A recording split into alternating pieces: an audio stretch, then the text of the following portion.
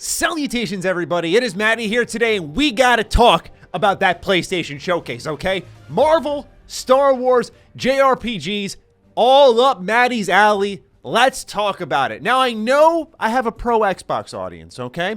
I noticed that yesterday. I even noticed that before I started my work on Defining Duke last year when I reacted to the PS5 reveal event. So I want to make something clear before we get started. This is a lover of games channel, okay? Yes, I like to cover Xbox. They have a lot of studios that I've covered for years underneath their umbrella, and I know my audience is very interested in what they're doing. But that's not going to stop me from liking what PlayStation is doing, because they had a damn good showcase yesterday. Heck, I think Xbox could take some notes, because when you look at what they called Gamescom Showcase versus this being an actual showcase, Xbox could learn a thing or two. But if you're here to hate click, give me shit for liking something from PlayStation, go, touch grass. Go do something. All right, let's talk. So, of course, we didn't get to this video yesterday because a certain game took priority. It's actually oh, holy shit! Oh my god! Are you fucking kidding me? We lost the audio. Oh my god! That game being Star Wars Knights of the Old Republic remake. If you want a full 12-minute emotional spiel on this, plus some scoops like release date, combat, remasters. You want to hear all the good stuff too that I got for you, go ahead and check that out. Link in the description down below. But to put it simply, this was the shocker of the show for me. Not even because it's KOTOR, right? I've had a night's rest. I've been able to decompress ever so slightly. This was shocking because I always looked at every showcase and thought to myself, okay, where will this be? Where will KOTOR end up? And it wasn't until when I started getting messages that I was expecting it to be here. So it completely blindsided me, and this is like a #1 priority type announcement in my head next to Fallout remasters. So I gotta say, this was a surprising one. PlayStation nabbed what I think will be a pretty good exclusive for them long term. And hey, they are doing the right thing by locking down a strong relationship with like Disney, Lucasfilm, Marvel. That is going to make their console so attractive to consumers. And it's something that I wish Xbox was doing more of. Sea of Thieves expansion, cool. And then you've got Indiana Jones, and that's it. Xbox, you got to get in there. Get in on that Disney flow. It is so important to make your console appealing globally because they have some of the most powerful brands in the world. But hey, PlayStation did the very smart thing. So they teamed up with Star Wars, Knights of the Old Republic remake, one of the best RPGs of all time, coming exclusively on consoles to PS5, and it's also coming to PC. But let's move on to things that we really haven't talked about on the channel. It's the main reason I wanted to make this video. Marvel. Wow. Probably the biggest surprise next to KOTOR for me was Wolverine. And that it's Wolverine by Insomniac? What are they putting in the drinks over there? How many people work for Insomniac? How are they doing this? Okay, let's go ahead and date some things. So in November, we get Miles Morales. Then in June, we get Ratchet & Clank Rift Apart. These are two sizable games, okay? I know Miles Morales is more of like a DLC expansion-sized game, but still, it's an effort, right? And then Ratchet & Clank Rift Apart was a full game. So I'm thinking, it's time for Insomniac to go dark. No! They announced not one but two games. One of them being Wolverine. All right, shout out to X-Men Origins Wolverine. One of the very best tie-in video games of all time. It's bloody, it's incredibly fun, and if you have yet to play it, do yourself a favor, hop in, because it is a bloody mess of a good time. It's by the folks that made the Deadpool game as well.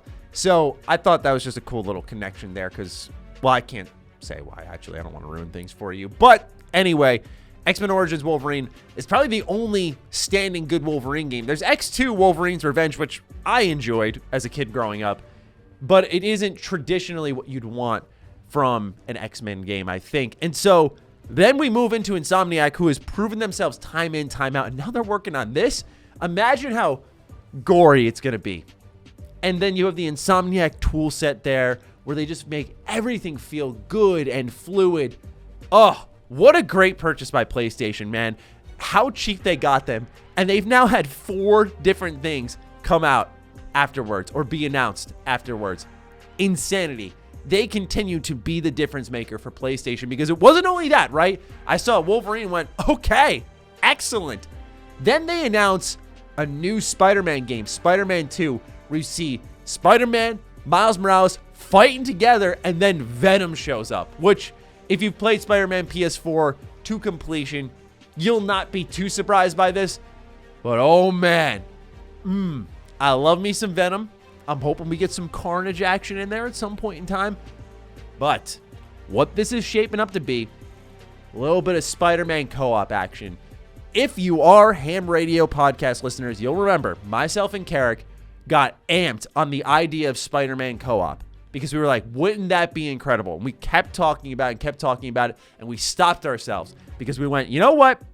We don't want to go ahead and ruin a potentially good game by it not delivering what we were hoping for and just reviewing it on what it is.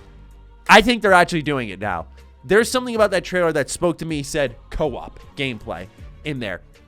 And then you toss in Venom, a phenomenal Spider-Man villain who continues to get more screen time, more attention. And given that Insomniac made a phenomenal Spider-Man video game already, the best one of all the Spider-Man games, and there have been some good ones, right? Shout out to Edge of Time. I'm kidding, that game's awful. But there's like Web of Shadows. There's, of course, the original Sam Raimi Spider-Man games, which I thought were pretty good, especially Spider-Man 2. There's been a lot of great ones there. Shattered Dimensions. But I think Insomniac's was the top one. And now they're making another one. Very excited to see more. But 2023, they did a smart thing here, though. PlayStation did what Xbox did. Here's our future. Here's what's coming up. And here's what's coming soon. And so they've laid out a roadmap just like Xbox. And it is going to be a very competitive time in 2023. It's going to be one of the best years to be a gamer. I can feel it. Afterwards were lesser known things that I wanted to talk about, like Project Eve. It's a world where mankind has been expelled from Earth after losing a battle to what are called natives, but it's spelled like capital N, capital A, and then there's a semicolon, it says Tibs. So there's some type of play on words there, but this looked like a Platinum game, except it's not a Platinum game. It comes from developer Shift Up, and it looked really, really good. And it got a very extensive preview. This was one that is immediately being put on my radar. They didn't announce a release date. They said that they'll talk about it later on, but they wanted to show an extensive preview since it was first announced in 2019. But like I said, Platinum fanboy sitting right here. I love anything Platinum Games makes. And when I saw this game and thought it was a Platinum game, and it turns out it wasn't, I went, okay, now you've really got my attention because you successfully replicated, I feel, their style of gameplay, visually at least. We'll see how it feels and controls, but visually at least, enough to get my attention and my respect. So shout out to Project Eve. Next on the list was Ghostwire Tokyo. So this actually looked way better than I thought it would. The concerning part is that was supposed to come out at the end of this year, and it doesn't have a release window at all now.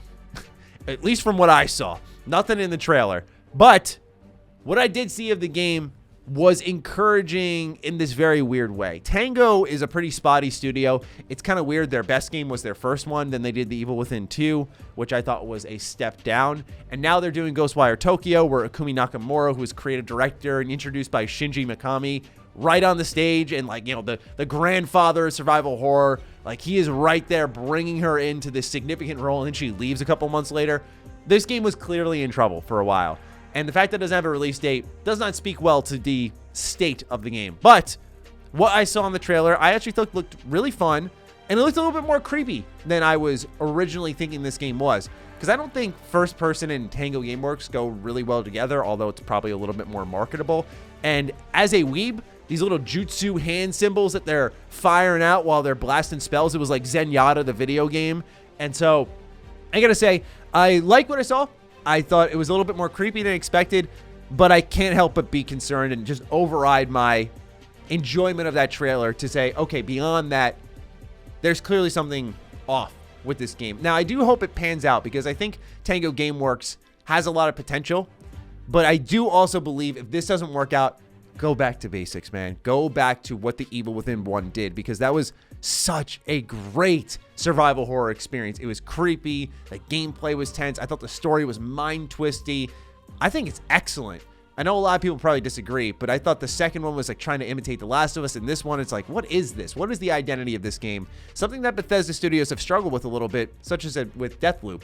But anyway, enough dragging down Ghostwire Tokyo, but I am pretty curious about this one, more so than I was before. And to cap things off, just like they capped off the showcase, let's talk about God of War. So this game looks unsurprisingly really good. After the God of War reboot, a lot of people have fallen back in love with Sony Santa Monica, who looks to be putting out another banger. Now, with that said, I do want to offer some, what I want to say is fair skepticism.